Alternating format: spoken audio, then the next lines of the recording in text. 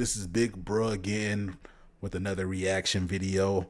This one is for all the WWE fans. If you've been watching WWE for the past year, this video by Hill's Advocate has been the elephant in the room for a long time. And the title, Why The Rock Hates Triple H. And I've been saying this for a long time, ever since The Rock left the first time.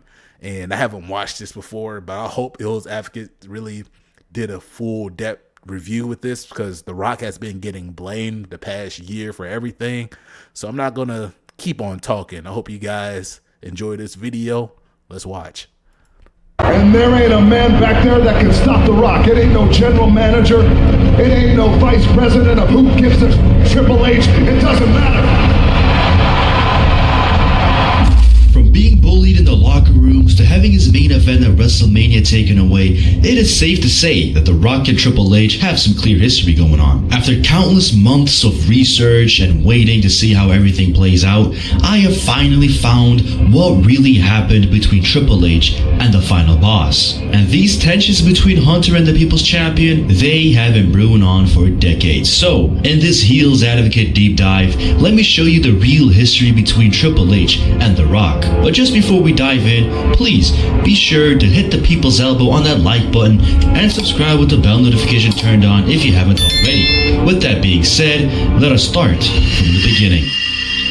The Rock's early days in wrestling didn't come without its problems. From being hated as a clean-cut babyface to almost being fired from the company, The Rock had to endure a lot of hardship before he made it to the top. But no blow comes harder than the blow you do not expect. And this blow came in the form of backstage, backbiting, and gossiping and politicking from the notoriously bureaucratic friend group. You see, this group right here, if you don't understand what he's talking about, this group right here was a group of friends that politicked a lot backstage. And honestly, a lot of people got buried because of this crew. I respect Scott Hall, and also I respect Triple H. I mean, not Triple H. I don't respect him. But apparently they were trying to bury The Rock, especially Triple H and Shawn Michaels.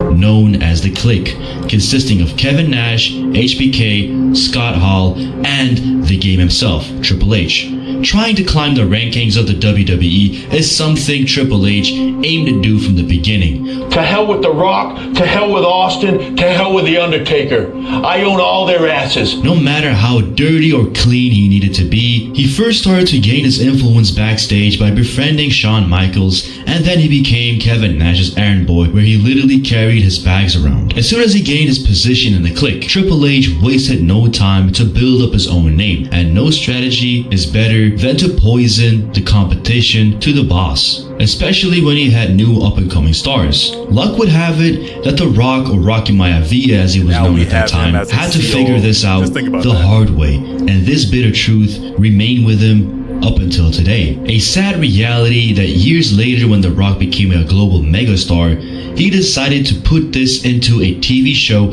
about his early life as a wrestler known as Young Rock. And he even included how snaky Triple H and Shawn Michaels used to be backstage, to the point where he had to confront the game himself. Whether it came from Triple H or Shawn Michaels, the jealousy clearly started to creep into the way things were getting done. So much so that HBK started to hit The Rock for real in the ring, just to try and bully him and give him a hard time, but The Rock wasn't having any of it. He almost killed the Heartbreak Kid. Sean threw the karate kick, and I guess he kicked him a little bit too hard, so Dwayne come back in the dressing room and told him, hey man, you hit me too hard. But then he got smart with him, said if you can't take it, you shouldn't be in this business. Obviously, no. And see, Shawn Michaels did way more than that. It was a rumor, and it's actually not a rumor, it's proven to be true. Shawn Michaels actually disrespected The Rock's grandma in her wrestling company that she had.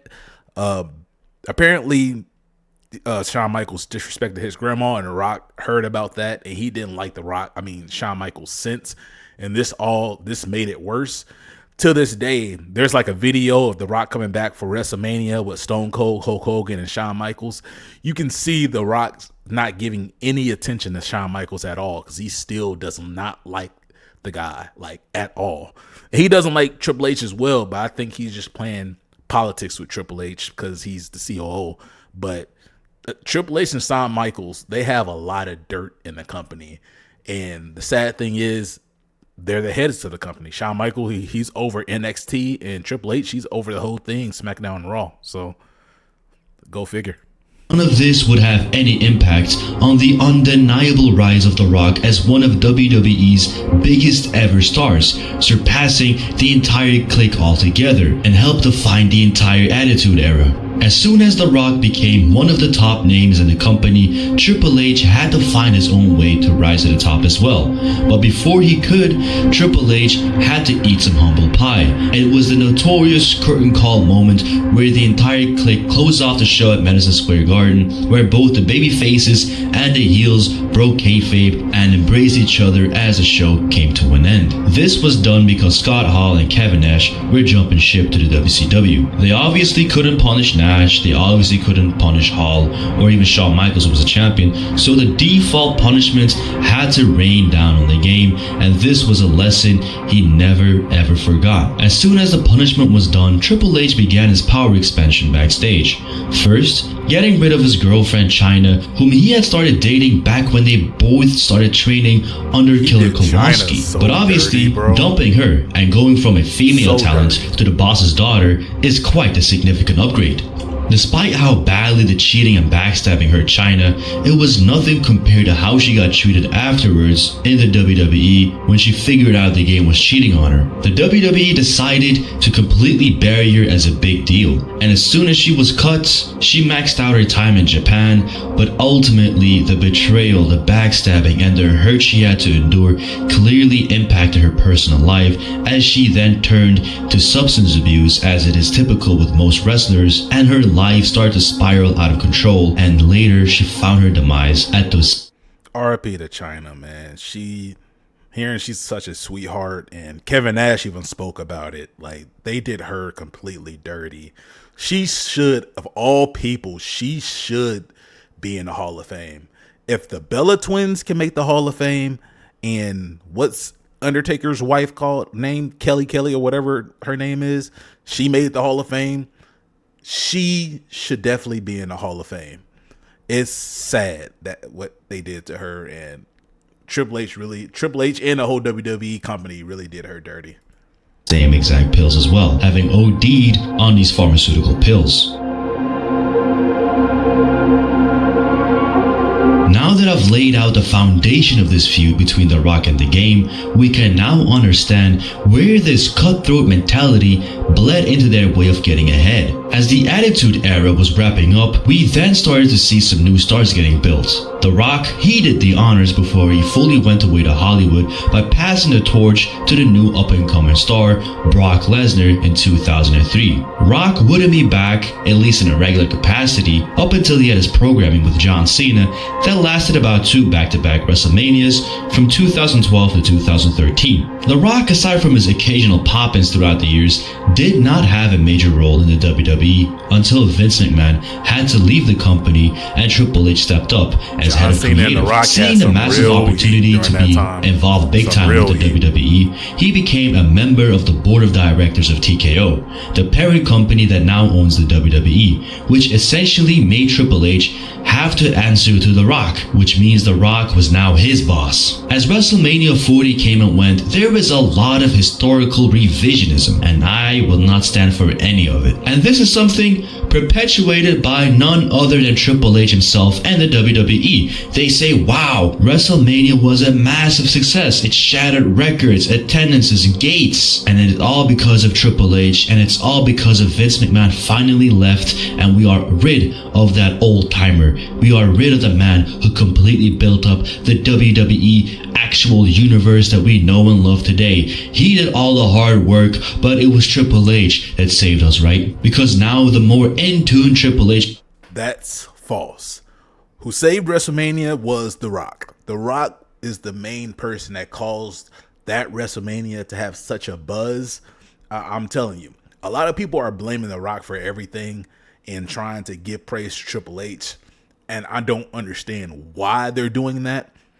I have some reasons, but that's another story. I think I said that in my last video. I kind of know why they're trying to blame The Rock. It's more of politics and actual entertainment.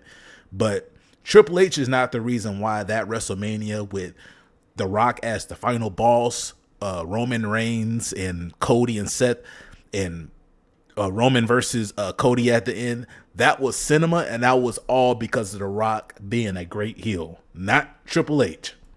Took over and immediately delivered a record-breaking all-time great Mania. That is how history goes, right? That is how they will say how things went. But I am here to set the record straight and dive deep into the new power struggles that ensued after Vince's departure between The Rock and Triple H that are more interesting and complex than we are led to believe. The narrative is, The Rock, when he finally returned to regular major programming, he took away Cody Rhodes' spot at WrestleMania. He took away his main event. And on the surface, that seems to be literally and figuratively true in kayfabe, but nothing could be further away from the truth, because it isn't always what it seems. Let us roll back the clock just a little bit and look at the problem from the beginning.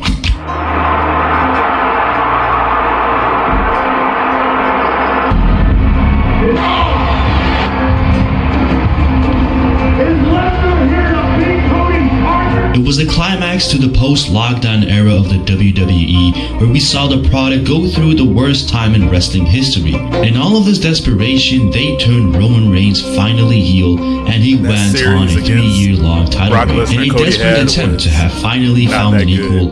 Vince McMahon brought back Cody Rhodes and turned him into the biggest star of the company, right behind Roman Reigns, but arguably the biggest threat as a babyface that Roman's had in years. Once he finally arrived at WrestleMania 39, there was only one question.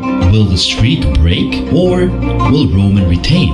This was a storyline perfectly crafted by Vince McMahon, and by this WrestleMania, Vince was already gone and back a few times, so there was backstage power struggles between Triple H and Vince McMahon, who happened to be backstage at Gorilla. By this point, Triple H was the head of creative, but Vince McMahon was still the chairman of the WWE and was lingering around backstage, as reports would say. And these reports will say that he simply took a backseat and he gave his input a little bit here and there. I call BS on that report. I will simply refuse to believe that Vince McMahon, who ran the WWE for 40 plus years, who has done 40 plus WrestleManias, will just simply sit back and let Triple H do the show. Despite his title on paper, I highly disagree with the notion that Triple H ran the entire show. Vince is a maniac. He's a micromanager. I still do believe that the position that he held had some influence, so we might have to say both of Triple H and Vince McMahon's vision found a common ground, and they went from there. Ultimately, both decided that it should be Roman to go over on Cody and break Hulk Hogan's championship reign record. What followed was arguably the most inexcusable stalling I have ever seen on wrestling television. Coming off of his loss at Mania 39, Cody confronts Roman the Raw after, but instead of trying to continue the storyline maybe up until SummerSlam, for some weird reason suddenly Brock Lesnar attacks Cody and takes him out, and these two go on to have a little spin-off sideshow to kill some time up until September. At first, this immediately screamed Vince McMahon to me, and it did for a long time, but when I saw Brock Lesnar randomly return at SummerSlam 2005 and attack John Cena in a plotline where The Rock had a major involvement in, I immediately thought back to WrestleMania 39, and I thought to myself, well, maybe this was Triple H's idea.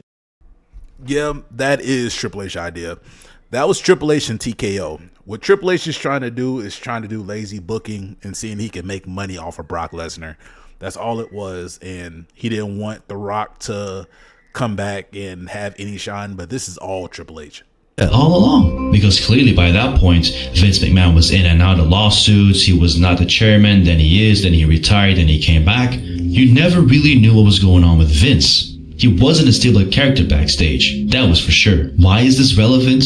Because obviously the WWE books these shows months, if not years in advance. And the idea that The Rock would simply just go back to the WWE with a month's notice before the Royal Rumble is actually laughable. The Rock clearly knew his schedule beforehand, and probably by that point a year and a half in advance. So obviously, when The Rock revealed on the Pat McAfee show September 2023 that it was supposed to be the main event for WrestleMania 39, the people went crazy. All right, so The Rock headlining WrestleMania with Roman Reigns, SoFi Stadium, that was locked. What? We were No way. we were doing it. We were doing it. We were doing it. But let me just tell you, so there is a merger coming up. Eventually that will happen. There's WrestleMania in Philadelphia. Whoa. That's the eyebrow.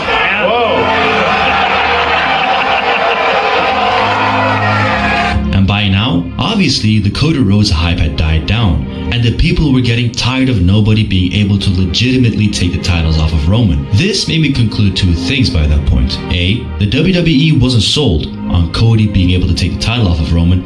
That is why they stalled at WrestleMania 39. B, they wanted to play safe and have Roman hold the title while they figured out next year's Mania, which was probably the real reason. Either by then, Cody would have undeniable force behind him. I still don't trust Cody. Cody's been a boring champion because he didn't lose clean, and the rematch would obviously have to go with him because that is the way that they do it. Or they simply wanted to keep the title on Roman so The Rock could come back and take it off of him at least. Or just simply fight for it. Either way, the WWE were planning to see what The Rock was going to do, but massive news would break out on the details of the Janelle Grant Vince McMahon lawsuit that forced TKO to completely kick off. All right, we know much of the TKO and Vince McMahon stuff, so I want to get to the meat and potatoes of everything. The double crossing. Let's see what the double crossing is. Back Royal Rumbles. Pretty horrible spot to be in if you ask me, especially considering we had the returning CM Punk competing in the same Rumble after 10 years of being gone from the WWE. So what did Triple H do knowing damn well The Rock wanted to return at WrestleMania 40? He had Cody Rhodes win the same Rumble all over again, completely throwing a wrench into the entire operation, because how in the world would The Rock still be beloved and over as a babyface just for him to come back and take away the main event from a Royal Rumble winner? This was an impossible task, and that's why they gently tried to tip their toes into these waters. It began with The Rock's promo where he took out the much hated Jinder Mahal to score babyface points, to then proceed and ask if he should sit at the head of the table or not. The crowd popped massively for this. Remember, this was January 1st, 2024, and it was the Raw to kick off the entire year to come. Everybody was and after that, we didn't see Jinder Mahal at all. Jinder Mahal is underrated, especially as a heel. He should have had more time, more TV time. Excited for something new, and justifiably so. However, this was only a few weeks before the Royal Rumble, so the crowd didn't know who would win the Rumble, because many people speculated that it was going to be CM Punk and he would challenge Seth Rollins for the World Heavyweight Championship, as they teased their feud the moment CM Punk returned at the 2023 Survivor Series. Triple H knew this was the perfect opportunity to play both sides and give The Rock a hard time to get this match over. But despite Cody Rhodes winning the Royal Rumble, The Rock promo and tease did massive numbers, and the fans were all over it. Look at these numbers. On January 3rd, 2024, The Rock joined the TKO board of directors and became an overhead figure in the WWE, which immediately didn't sit well with some neckbeard fans. A week later, however, on January 28th, Cody Rhodes won the Royal Rumble. There wasn't that much backlash, because as soon as people found out that CM Punk tore off his tricep and completely ruined his momentum, so they kind of immediately settled for the next best thing, which was Cody Rhodes. Now the people started to speculate what in the world will actually happen at Mania 40, because right after the match, Cody Rhodes got up on the ropes and pointed at Roman Reigns, who was sitting in the crowd, clearly signaling who he was obviously going to be picking as his opponent.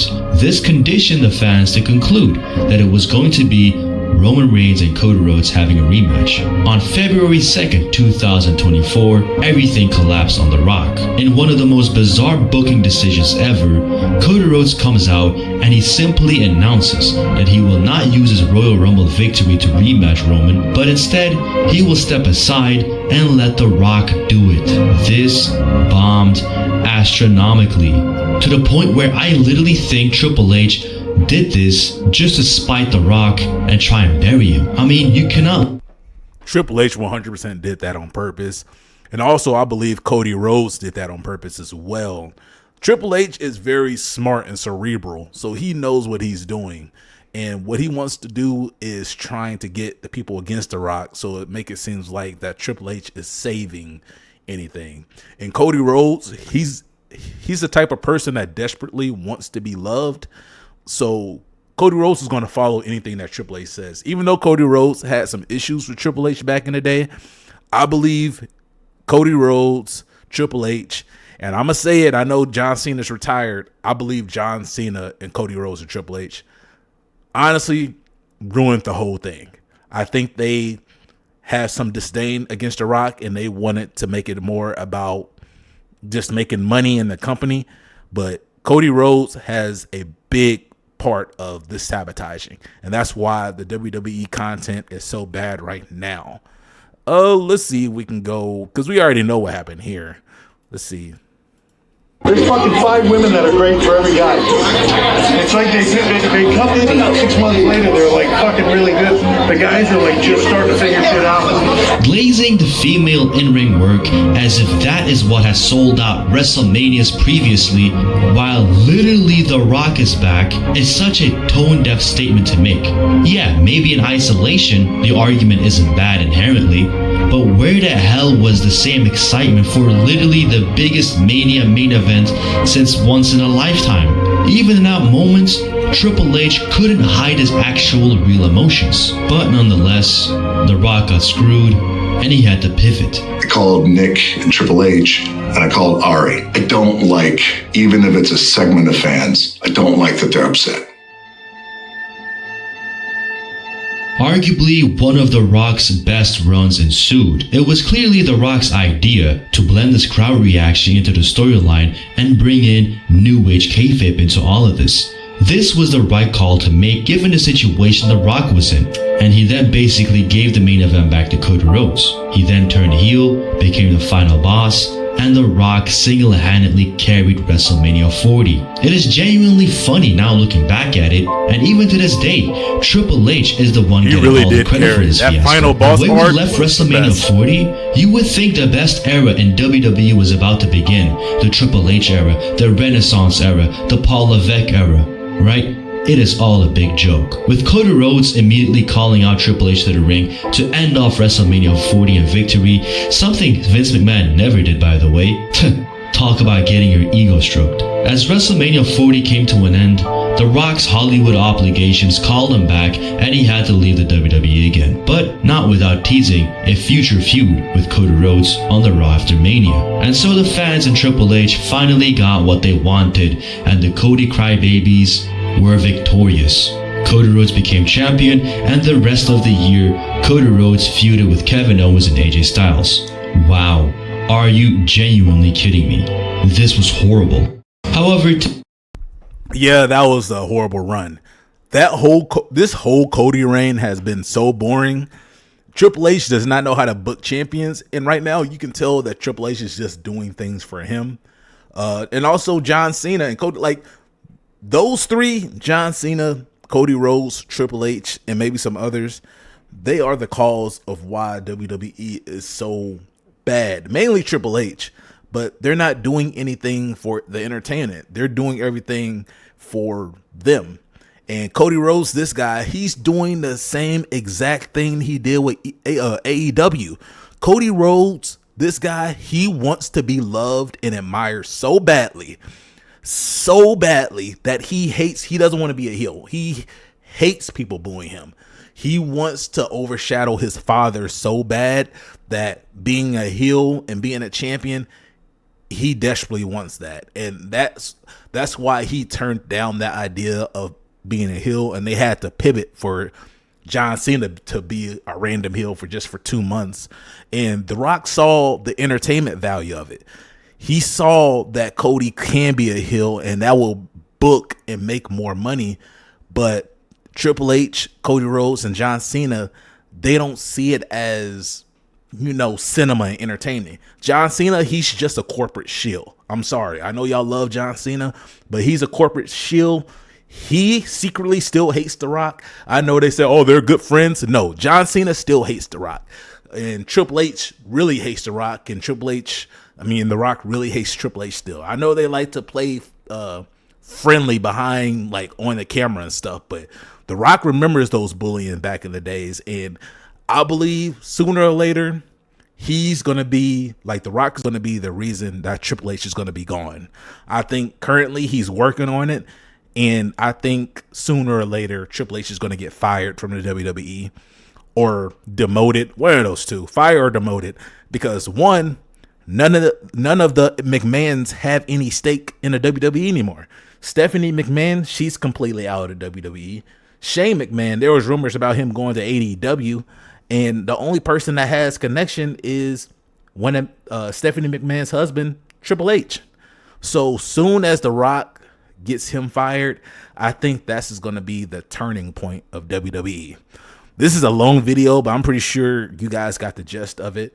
I believe I believe John Cena had a lot to do with everything going bad. Also Cody Rhodes. And I'm just sick of everybody just blaming The Rock every single time. Like, blaming The Rock is almost as similar as that meme for "Thanks a lot, Obama," when everybody had a meme about blaming Obama, even though Obama had no control of it. He hasn't been in office for a long time. That's the same thing they're doing with The Rock. Every time something bad happens, they don't blame Triple H. They blame The Rock for some reason. Everything. And what Hill's advocate say, he says that neckbeard fans, like, that's what it is neckbeard fans. It's these dumbass fans that don't even know what's going on and they don't care about cinema, but they don't hold Triple H accountable for anything.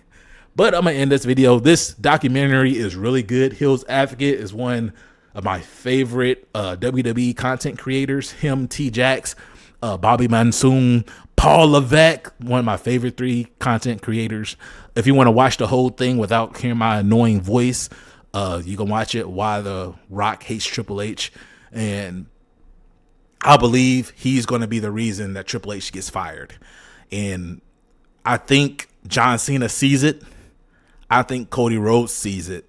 And eventually, The Rock is going to use his influence that he has with the TKO board of directors, and he's going to be the reason why this WWE catastrophe that Triple H made is going to get better because of The Rock. Love The Rock or hate The Rock, he knows TV, he knows entertainment, and he knows WWE. The Rock's ego is not about him. I know you guys have Hollywood stories about him, but The Rock, if it's good TV, The Rock's going to make sure the fans get their money's worth. Love him or hate him, he's been the best heel I've seen in a long time. I hope he comes back. Honestly, what I want for The Rock to do is I want him to become that Vince McMahon boss type of guy. Like, stay the final boss. Like, what should have happened is The Rock should have stayed like the heel, and Cody Rhodes, he needs a great heel to be honestly relevant in the company. It should have been him, Cody Rhodes versus The Rock, kind of like Stone Cold versus Vince McMahon. That would have been cinema. I hope The Rock hears that. The Stone Cold, Vince McMahon stuff, and The Rock and the corporate boss right here, and Cody Rhodes wants to be the light and shining armor of everything, and The Rock like ruining everything. That would have been perfect TV. It would have been great, but Triple H ruined it like he ruins everything else. Triple H is a selfish guy. He always been.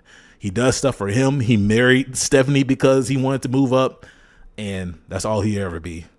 And I hope people stop blaming The Rock finally, and this is going to be the end of the video. This is Bigbruh.